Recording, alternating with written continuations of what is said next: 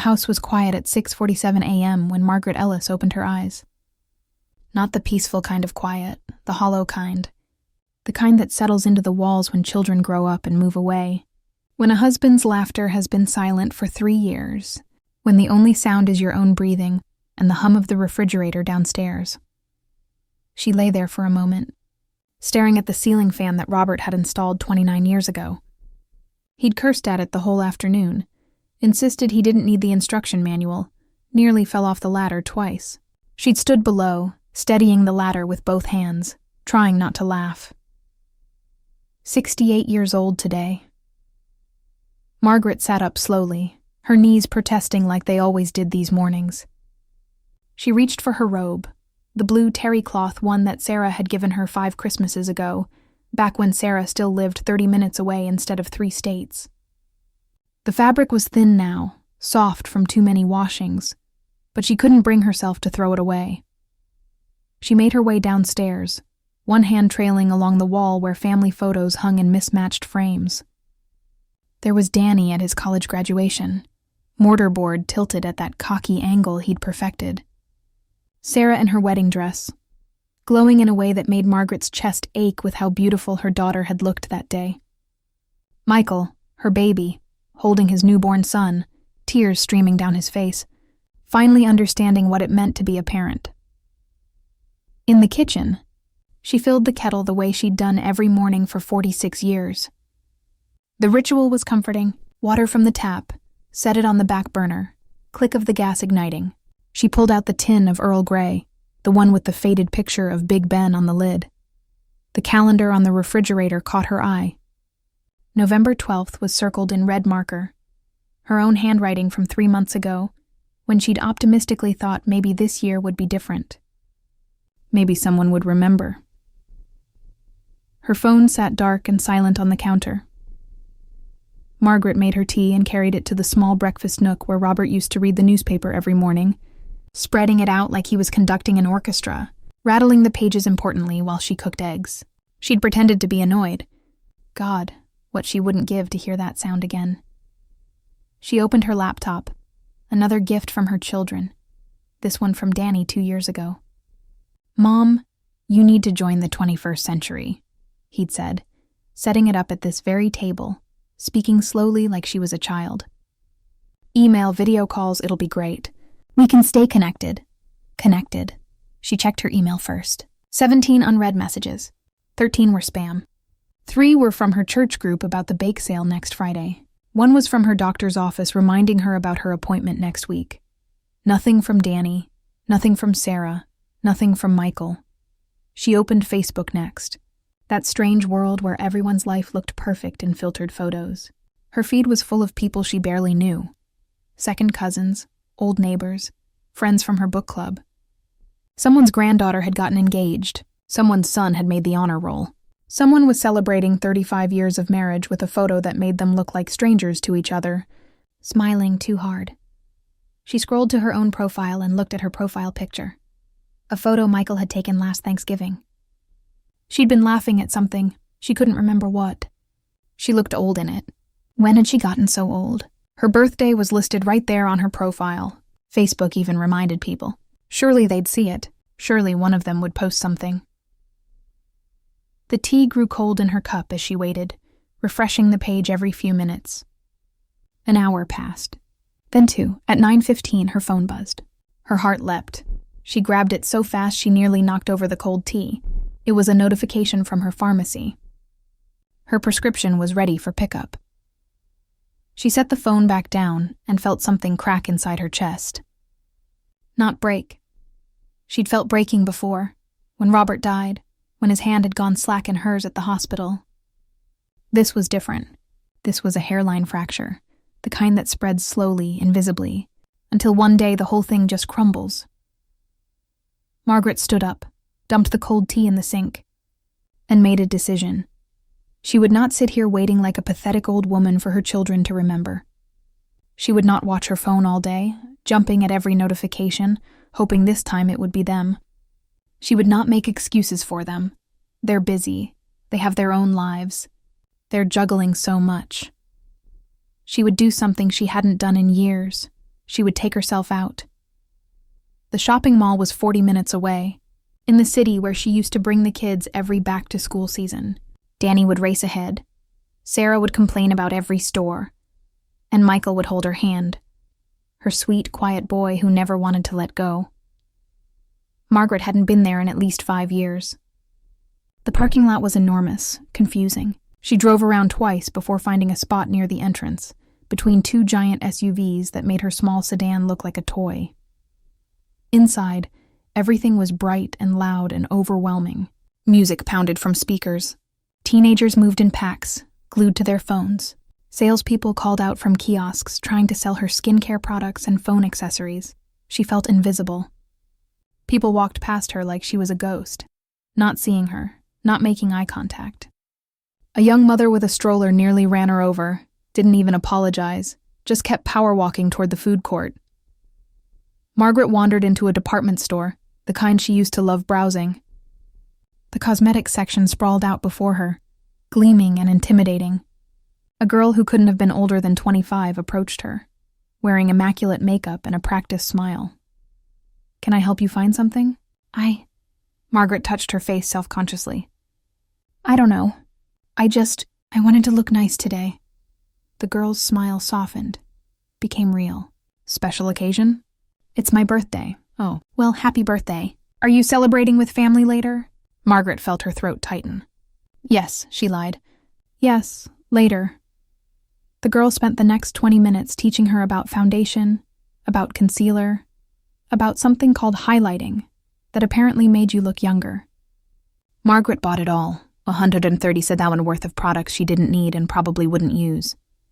But the girl had been kind, had called her beautiful, had looked at her like she mattered. She ate lunch alone at a small cafe near the food court, watching families around her.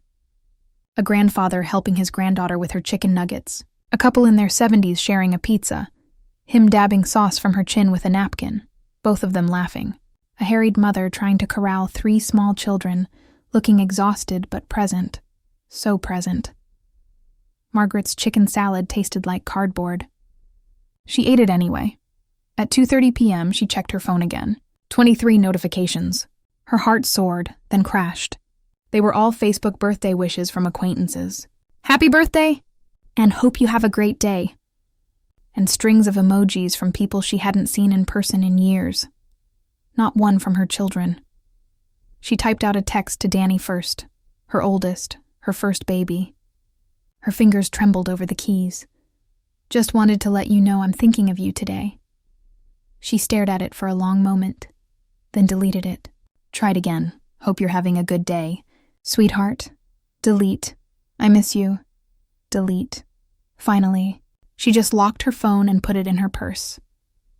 She drove home as the sun was setting, painting the sky in shades of orange and pink that Robert would have called God's painting.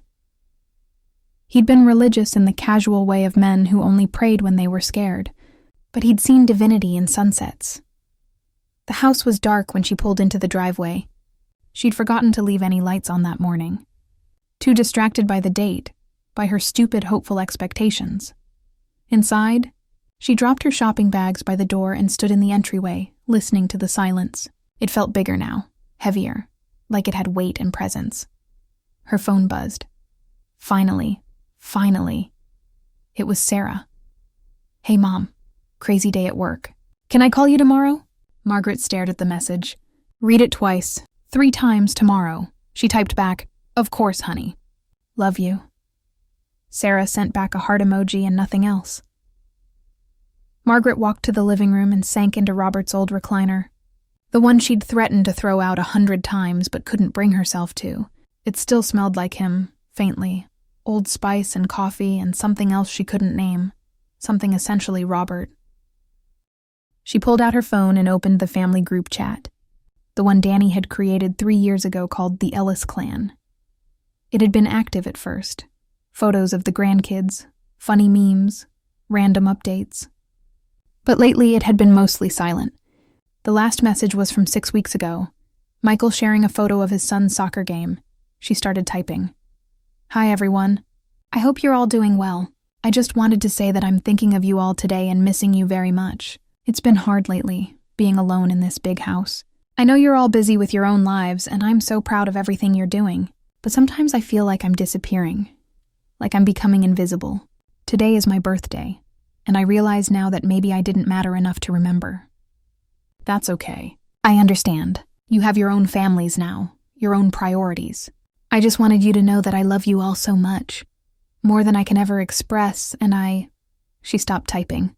Read what she'd written. It was pathetic, manipulative even, the kind of message that would make them feel guilty, that would make them call out of obligation, that would turn her into a burden. She deleted it all. Instead, she wrote, "Love you all. Hope everyone's doing great." No one responded.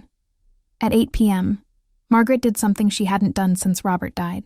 She opened the cabinet above the refrigerator, the one where he used to hide his good stuff, a bottle of 20-year-old scotch someone had given him as a retirement gift. He'd been saving it for a special occasion that never came. She poured herself a glass, sat back down in the recliner, and called Danny. It rang 4 times before going to voicemail. His voice, bright and professional. "Hi, you've reached Danny Ellis. Please leave a message and I'll get back to you as soon as possible." She hung up without leaving a message. She called Sarah next. Same thing, voicemail after 3 rings. "Hey, it's Sarah. Sorry I missed you. Text me and I'll call you back." Michael's phone went straight to voicemail.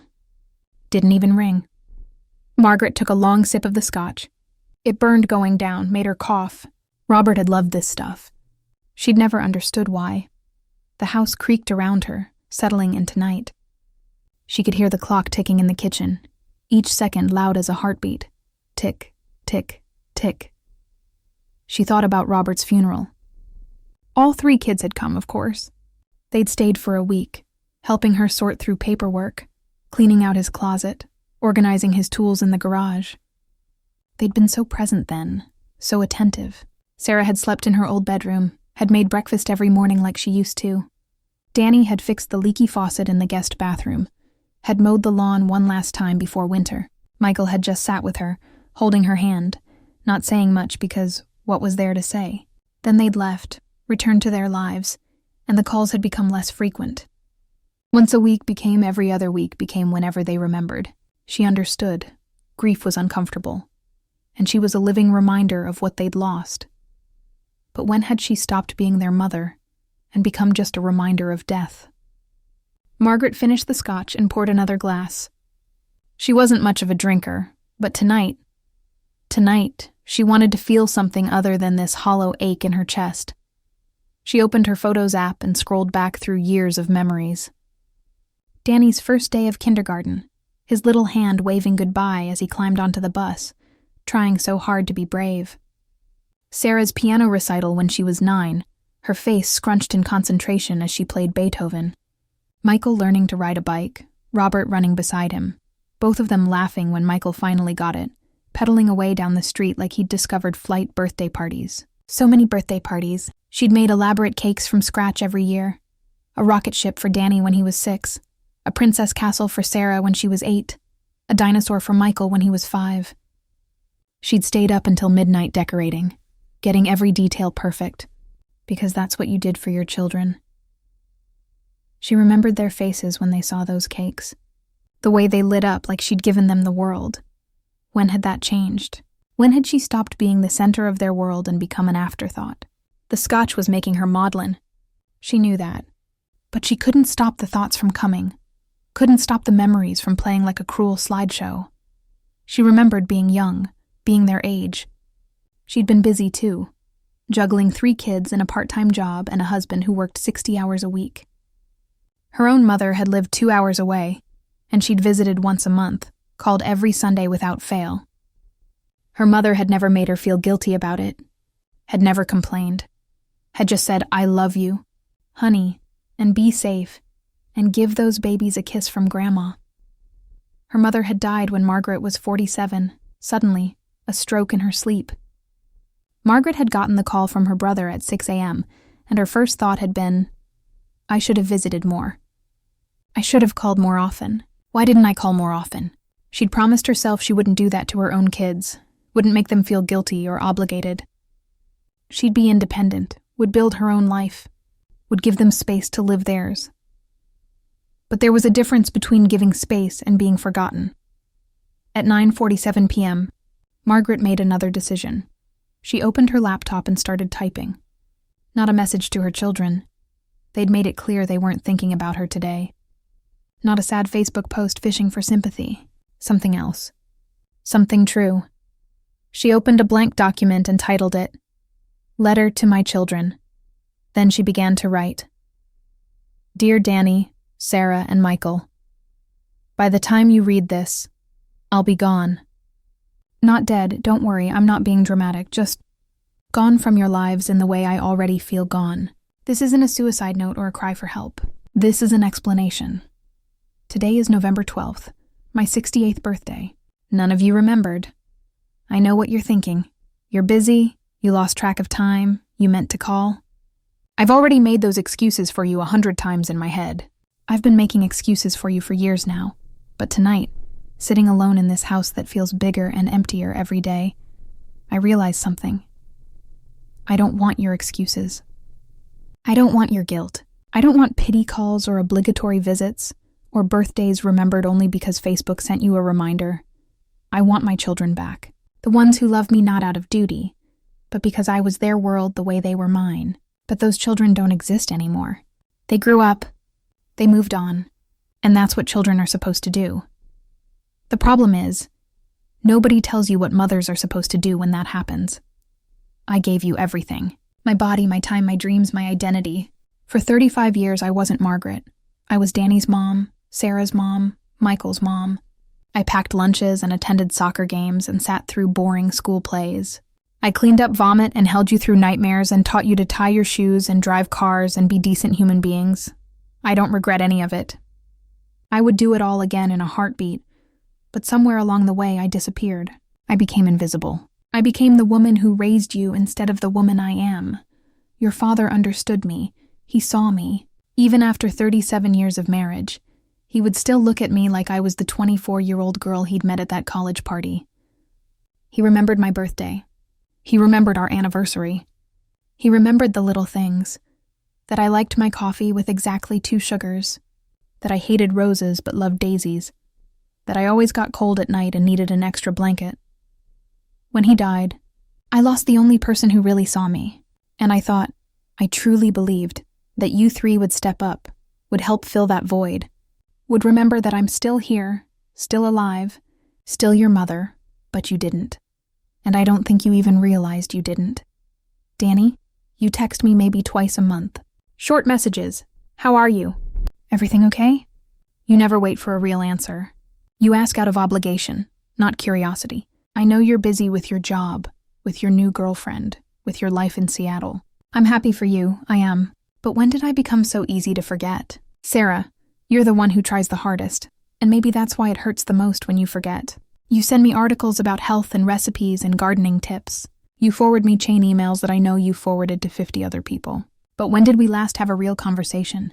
When did you last ask me how I'm really doing and actually listen to the answer?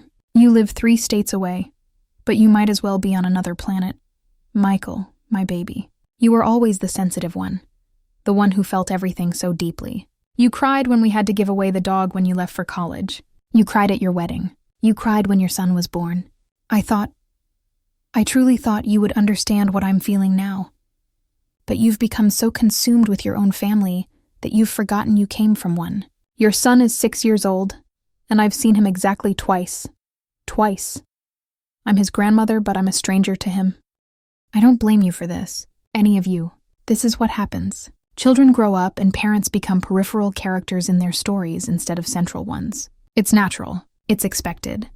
But it still hurts like hell. So here's what I'm going to do. I'm going to stop waiting for you to remember me. I'm going to stop making excuses for you. I'm going to stop pretending that this is okay, that this is normal, that this is just how life goes. I'm going to sell this house, the one where you grew up, where your father died, where I've been rattling around like a ghost for 3 years. I'm going to sell it and buy something small, somewhere you've never been, somewhere without memories. I'm going to stop calling, stop texting, stop liking your Facebook posts and sending birthday cards and pretending I'm fine when I'm not. If you want a relationship with me, you're going to have to work for it. You're going to have to remember that I exist. That I'm not just Mom, but Margaret, a woman with thoughts and feelings and needs that go beyond being your parent. I spent 68 years being there for everyone else. It's time I start being there for myself. I love you. I will always love you. Nothing you do or don't do will ever change that, but I'm done disappearing. Mom. Margaret sat back and read what she'd written. Tears were streaming down her face. She hadn't even realized she was crying. Her vision was blurred, her hands shaking. She read it again. Then a third time, it was honest. Maybe too honest. The kind of honest that couldn't be taken back. Her finger hovered over the delete button. Then she closed the laptop without deleting it. She would sleep on it. In the morning, when the scotch had worn off and the sting of this awful day had faded, she would decide. Maybe she'd send it. Maybe she'd delete it. Maybe she'd print it out and hide it away, a letter they'd find after she was gone, when it was too late to make things right. But tonight, it was enough that she'd written it. That she'd admitted, even just to herself, how she really felt. Margaret climbed the stairs to her bedroom, each step heavier than the last. She was exhausted, the kind of exhaustion that came from holding yourself together for too long, from pretending everything was fine when it wasn't. She changed into her nightgown, brushed her teeth, looked at herself in the mirror. The face staring back at her was old, lined, tired. When had that happened? When had she become this woman? She turned off the light and climbed into bed. Her side of the bed, the left side. Because even after 3 years, she couldn't bring herself to sleep in the middle. Her phone sat on the nightstand. Screen dark, silent, at 11:47 p.m., 13 minutes before her birthday ended. It finally rang. Margaret grabbed it so fast she nearly dropped it. Michael's name glowed on the screen. Her hands were shaking as she answered. "Hello? Mom!" Michael's voice was breathless, panicked. "Mom, oh my God, I'm so sorry. I'm so sorry." Margaret's throat constricted. She couldn't speak. I was putting Jackson to bed and he asked me when Grandma's birthday was, and I told him October, and he said no. Grandma's birthday is November. He remembered from the card you sent him, and Mom, His voice cracked. I forgot my own mother's birthday. What kind of person does that? Michael, it's okay, she started to say, the old instinct to comfort him, to make it easier, to be the mother who fixes everything. No, he cut her off. No, it's not okay. None of this is okay. I called Danny and Sarah after I realized, and they didn't know either. Nobody knew. We all just forgot you. Margaret could hear him crying now, could picture him in his kitchen, phone pressed to his ear, tears running down his face the way they'd done his whole life whenever he was upset. I'm sitting here looking at photos of you from when we were kids, he continued, and you were always there. Mom, every soccer game, every school play, every stupid thing we did, you were there. And now you're alone in that house and we just forgot you. And I don't know how that happened. I don't know when we became such terrible people. You're not terrible. We are, though. We are terrible. Because this isn't the first thing we've forgotten, is it? When was the last time any of us actually visited? When was the last time we called just to talk? Not because we needed something. Margaret wiped tears from her face with the back of her hand. You're busy. You have your own lives. That's not an excuse. Michael's voice rose, then softened. That's not an excuse, Mom. Lots of people are busy. But they don't forget their mothers. They don't let years go by without visiting. They don't treat the woman who gave them everything like she's just some obligation they'll get to eventually. There was a long silence. Margaret could hear him breathing on the other end, trying to calm down. I'm coming to see you, he finally said. This weekend. I don't care what I have to cancel. Emily and I are packing up Jackson and we're driving there. And we're going to celebrate your birthday the way we should have today. Michael, you don't have to... Mom. His voice was firm now. Please let me do this. Let me try to make this right. Margaret closed her eyes. Part of her wanted to say no, to hold on to her anger and hurt, to let them feel guilty. But a bigger part, the part that had spent 68 years being a mother, couldn't bear to hear her son in such pain. Okay, she whispered. Thank you. I love you so much, Mom. I'm so sorry. I love you too, baby. After they hung up, Margaret lay in the dark, staring at the ceiling. Her phone buzzed twice more before midnight. Texts from Danny and Sarah, both apologizing, both promising to call first thing in the morning, both saying they loved her. She read the messages but didn't respond. She would, eventually, but not tonight.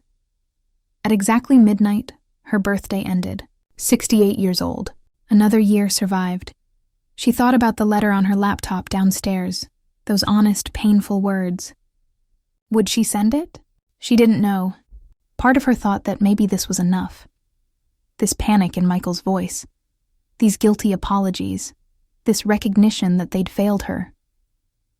But another part knew that this would pass. They would visit this weekend, would call more frequently for a few weeks, would promise to do better, and then, slowly, inevitably, they would slip back into their lives, and she would fade again into the background. Because that's what happens. That's what always happens. Margaret didn't sleep much that night.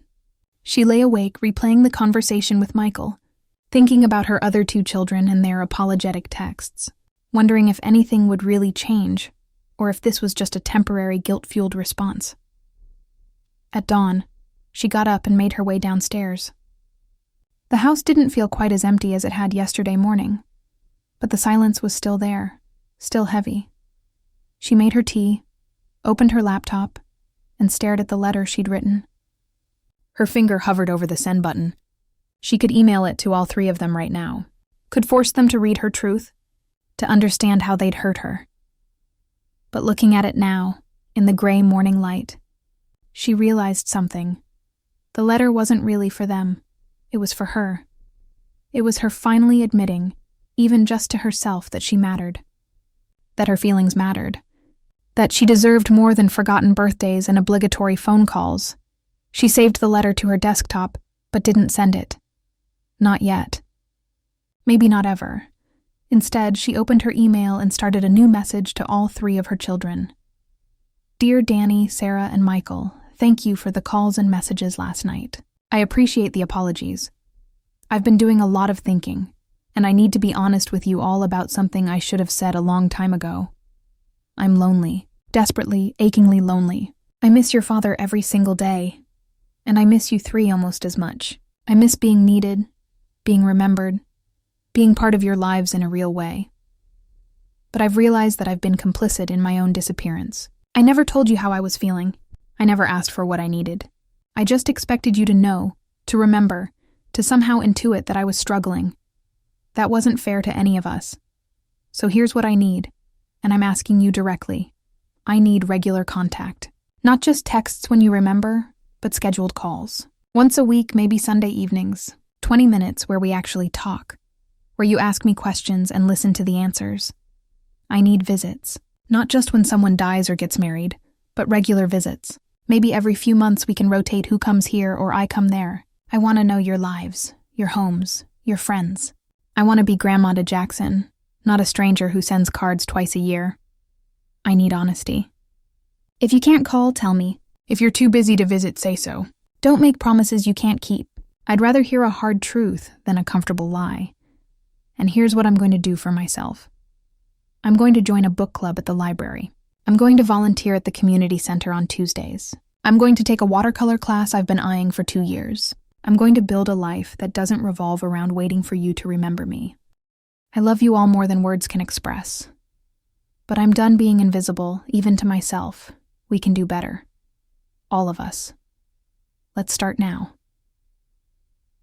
Love, Mom. She read it twice, made a few edits, then hit send before she could second-guess herself. Michael and his family arrived that Saturday afternoon with balloons, a homemade cake, and guilty expressions. Jackson, who Margaret barely recognized, he'd grown so much, ran up to her with a drawing he'd made. Grandma's birthday, the title said in wobbly 6-year-old handwriting, with stick figures holding hands under a sunshine. They sang Happy Birthday, off-key. They ate cake for lunch. Jackson showed her his soccer moves in the backyard. Emily helped her plant the tulip bulb she'd been meaning to get to for weeks. Michael fixed the dripping faucet in the upstairs bathroom and the loose handrail on. the back porch, and about 6 other things Margaret hadn't asked him to fix. It was good. Really good. But Margaret found herself watching them with a strange detachment, like she was observing her own life from outside it. When they left Sunday evening, Michael hugged her tightly. "I meant what I said on the phone, Mom. We're going to do better. I'm going to do better." "I know, honey," she said, though she wasn't entirely sure she believed it. Danny called that week. They talked for 45 minutes, the longest conversation they'd had in over a year. He told her about his girlfriend, about work stress, about his apartment and his friends. He asked about her book club, about her watercolor class, actually seemed interested in her life. Sarah sent her a long email, pages and pages of apology and explanation, and promises to visit at Christmas. It was something. It was more than she'd had before. 3 weeks later, Margaret was cleaning out the garage when she found a box labeled "Mom's Stuff" in Robert's handwriting. She didn't remember him packing it, didn't know what could be in there. Inside were journals. Dozens of them. Her mother's journals. Margaret sat down right there on the cold garage floor and opened the first one, dated 1982. Her mother's familiar handwriting filled the pages. Margaret called today. She sounded tired. I wanted to tell her to rest, to take care of herself. But I know how it is when you have little ones. You don't rest. You just keep going. I miss her. I miss them all. The house is so quiet without children. But I understand. They have their own lives now. That's how it should be. Margaret flipped forward, tears already streaming down her face. Thanksgiving was lovely, but I wish they'd stayed longer. They were in such a rush to get back home. I made Margaret's favorite stuffing, but she barely ate any, too busy chasing Danny around the house. I watched her with her children, and remembered when she was small like that, when she was mine. When did I stop being central to her life? When did I become peripheral? Another entry, years later. Margaret's birthday today. I sent her a card last week. She called to thank me, but the call was short. She had to get Michael to soccer practice. I understand. I do. But sometimes I feel invisible, like I'm fading away and nobody notices. Margaret read entry after entry, year after year, watching her own life from her mother's perspective. The forgotten Mother's Days, the shortened phone calls, the canceled visits, the slow, inexorable fading of importance. And she realized, with a horror that made her gasp, she had done to her mother exactly what her children were doing to her. She'd been busy. She'd been distracted. She'd been consumed with her own family, her own life, her own struggles. And her mother had never complained, had never made her feel guilty, had just quietly written in these journals about her loneliness, her invisibility, her love. The last entry was dated 3 days before her mother died. Margaret called today to say she'll visit next month. I told her that would be wonderful. But I wonder if I'll make it to next month. I'm so tired lately. If I don't, if something happens, I hope she knows how much I loved her, how proud I was of her, how even when I felt forgotten, I never stopped loving her.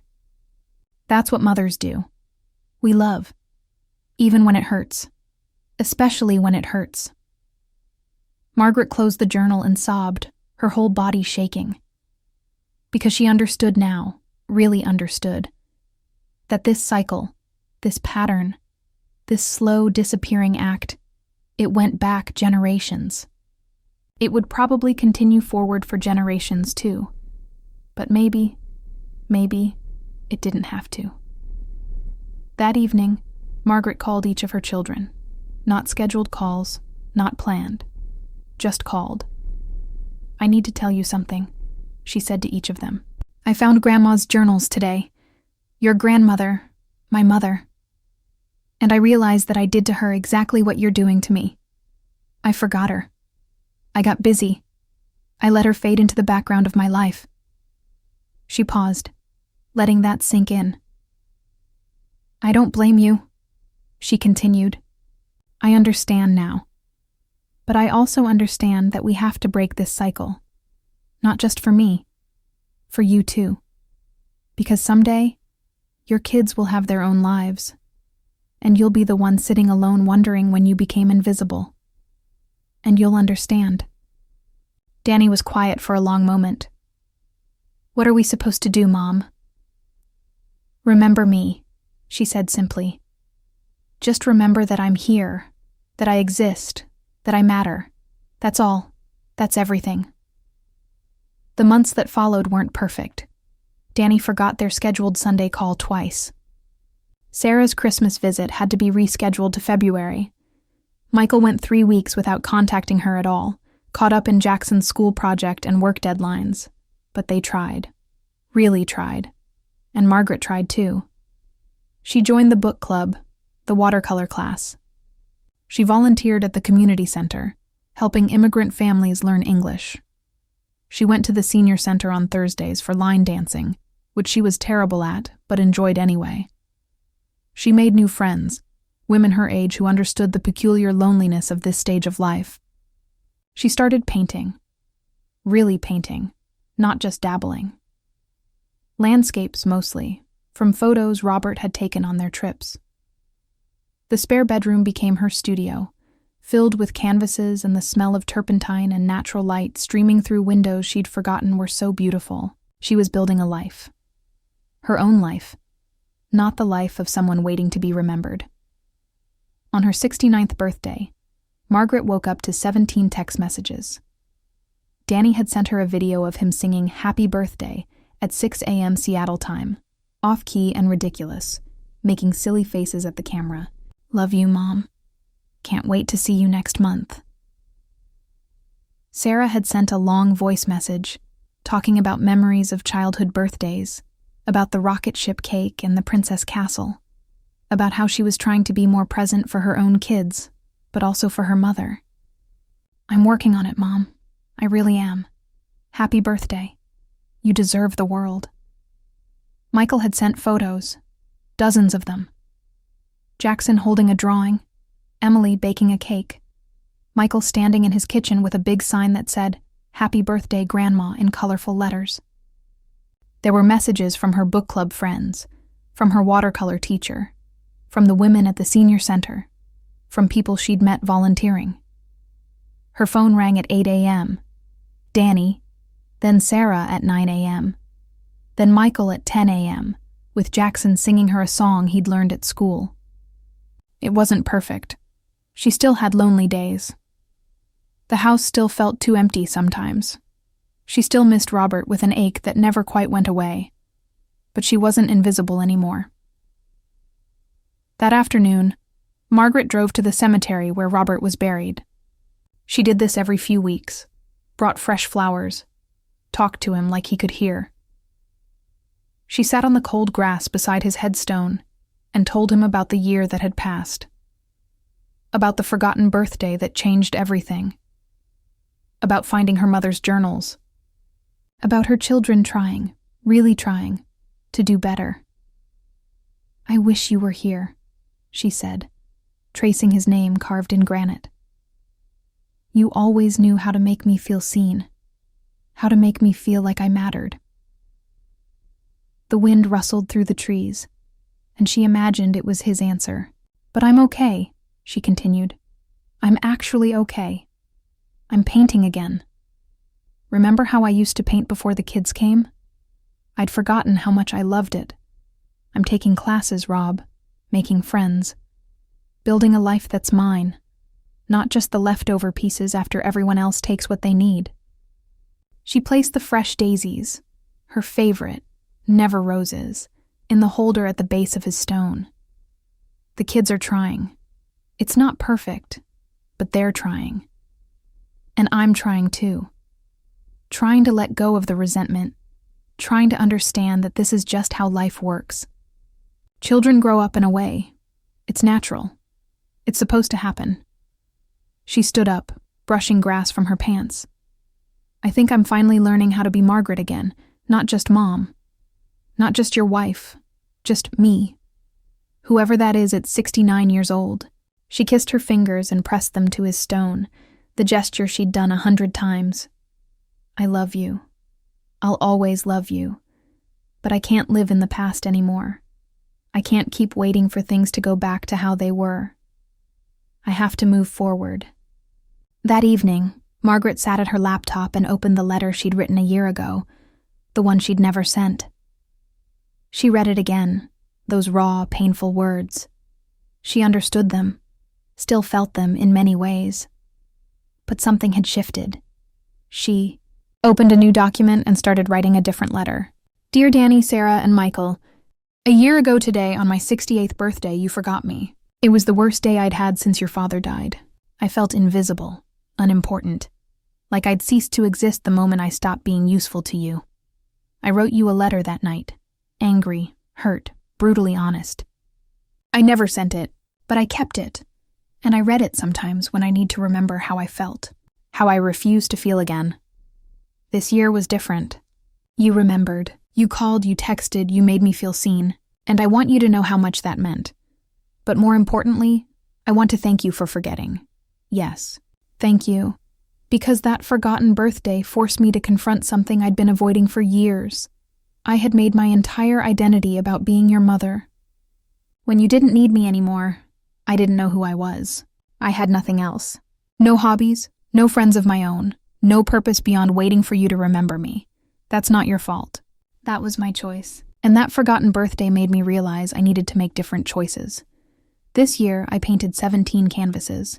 I made 6 new friends. I taught 3 women from Somalia how to read English. I learned to line dance, badly. I read 23 books.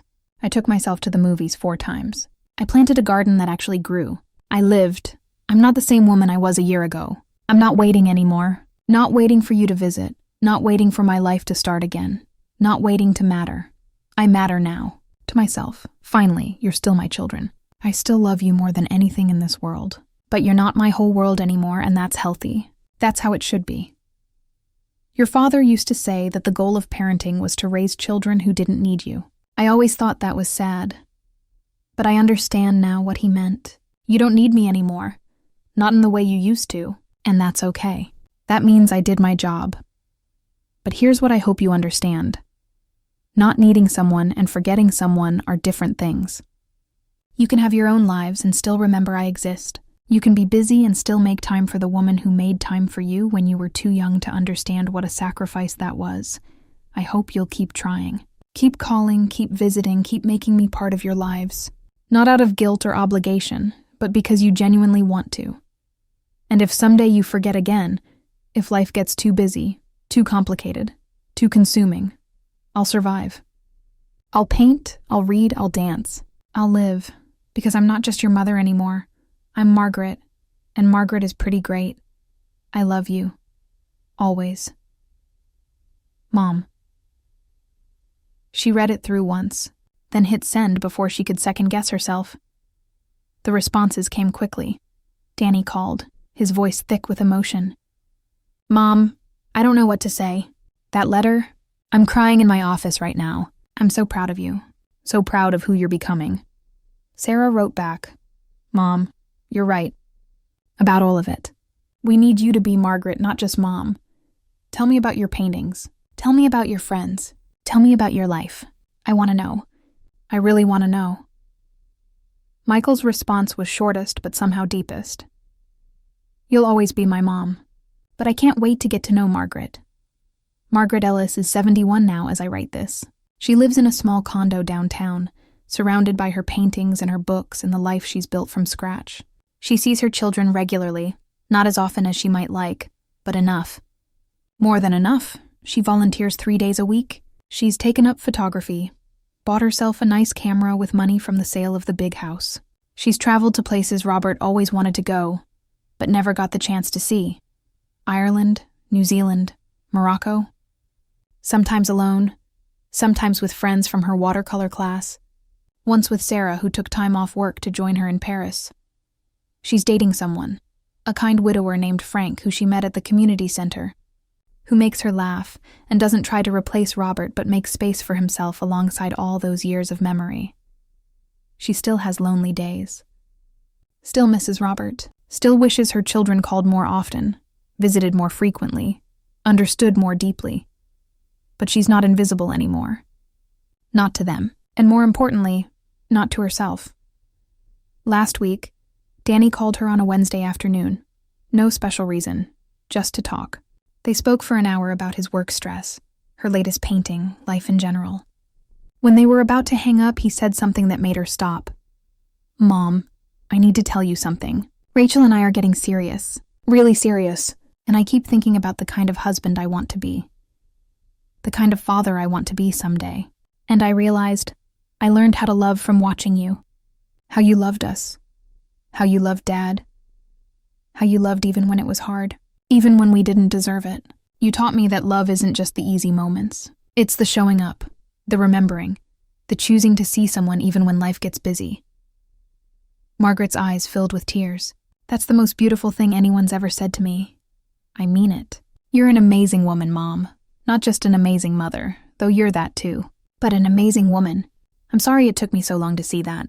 After they hung up, Margaret sat in her sunny living room, looking at her paintings on the walls, at the photos of her children and grandchildren mixed with photos of her friends, her travels, her new life. She thought about that forgotten birthday 3 years ago. How devastated she'd been, how invisible she'd felt. And she realized something profound. Sometimes the worst moments become the most important ones. Sometimes you have to disappear completely before you can really be seen. She picked up her journal, her own journal, the one she'd started keeping after finding her mother's. She wanted to leave something behind for her children, for her grandchildren, for whoever might read these words someday when she was gone. She wrote, "November 12th. 3 years ago today, my children forgot my birthday. I thought it was the worst day of my life, but it was actually the first day of my new life. The day I stopped waiting to be remembered and started remembering myself. To whoever reads this someday, don't wait for someone else to see you. Don't make yourself small hoping someone will notice. Don't disappear into roles and expectations and other people's needs until there's nothing left of who you are. Love fiercely, give generously, but save something for yourself. Keep a piece of your soul that belongs only to you. I spent 68 years being a daughter, a wife, a mother. All good things, all worthy roles. But I forgot to be Margaret. Don't forget yourself. Please, don't forget yourself. And if you do, if you wake up one day and realize you've disappeared, know that it's never too late to come back. To paint, to dance, to live, to matter. It's never too late to be seen. It's never too late to remember who you are." Margaret Ellis still lives in that sunny condo downtown. She's painting right now, actually. A landscape of the beach where she and Robert honeymooned 50 years ago, working from memory, and from faded photographs, and from the way love feels when you hold it up to the light. Her phone is on the table beside her, and it will probably ring soon.